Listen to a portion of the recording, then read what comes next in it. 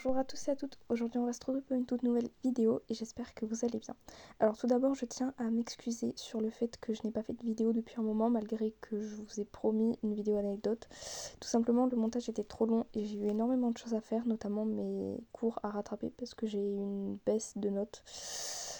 Du coup dans cette vidéo pour me rattraper je vais quand même vous raconter une petite anecdote bien que le travail du montage, le montage ne soit pas bien travaillé.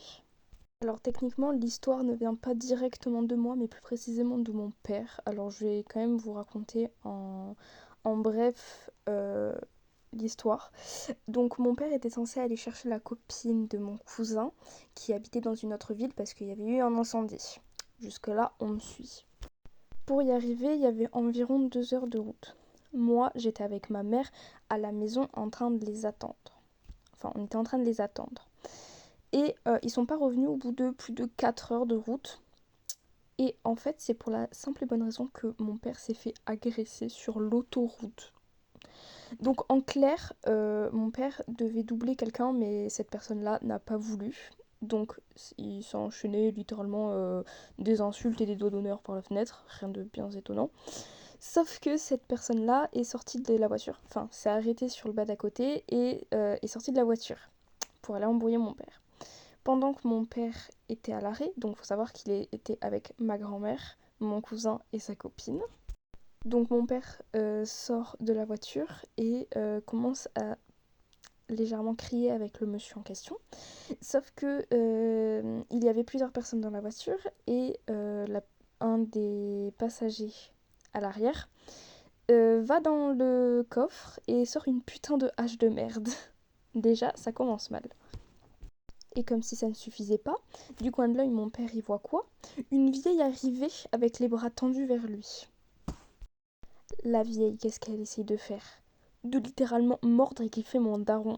Alors heureusement, mon père avait une bombe lacrymogène sur lui. Du coup, il a bombé la gueule de la vieille. Sauf que la meuf, sur le coup, elle a rien senti. Du coup, elle allait re-attaquer mon père. Du coup, il lui en a refoutu dans la gueule. Et c'est pas la vieille, elle trace à côté de mon père. Et elle va chialer sur le côté. Parce que je crois que ça lui faisait mal. Faut savoir également que mon père, il y avait aussi un mec qui essayait de le taper à côté, qui a réussi malheureusement. Donc littéralement, il y a une bagarre sur l'autoroute. En fait, vous voyez, toutes les fois où vous êtes coincé dans les bouchons, mon père en est la cause. Je déconne bien entendu, mais enfin, c'est presque la même histoire. Mais du coup, plein de personnes ont commencé à appeler la police, etc. Ils sont arrivés. Mais alors là, c'est quelque chose de lunaire quand même.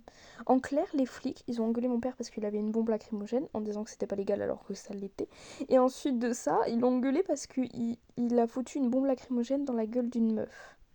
Il allait faire quoi? La frapper peut-être?